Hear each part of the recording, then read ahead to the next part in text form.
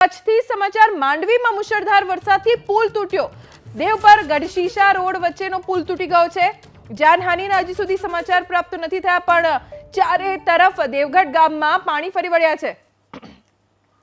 આ દ્રશ્યો આપ જોઈ રહ્યા છો, જાણે રસ્તો હોય જ નહીં એવી રીતે પાણીએ રસ્તાને કાપીને, રસ્તાને તોડીને એવો પગ પેસારો કર્યો કે આખું ગામ જળમગ્ન થઈ ગયું છે। જરૂર પડે ત્યાં મદદ પણ પહોંચાડવામાં આવી રહી છે। દેવગઢની બાજુમાં પુલ તૂટ્યો છે અને કચ્છના માંડવીમાં સતત હજી પણ વરસાદ ચાલુ છે। નદી નાળા ઉફાન ઉપર છે, ડેમમાં પણ પાણીની આવક ખૂબ વધી રહી છે। દેવપર ગઢશીશા રોડ વચ્ચેનો પુલ તૂટી ગયો, જેના કારણે અહીંયાથી આવન જાવન સાવ બંધ કરી દેવામાં આવી છે।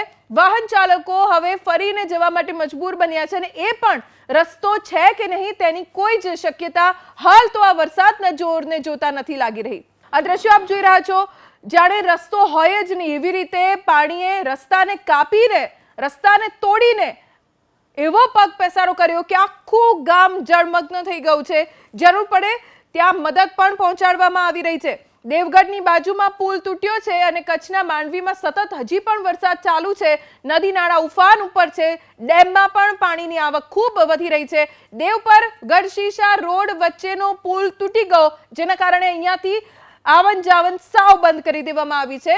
વાહન ચાલકો હવે ફરીને જવા માટે મજબૂર બન્યા છે અને એ પણ રસ્તો છે કે નહીં તેની કોઈ જ શક્યતા હાલ તો આ વરસાદના જોરને જોતા નથી લાગી રહી।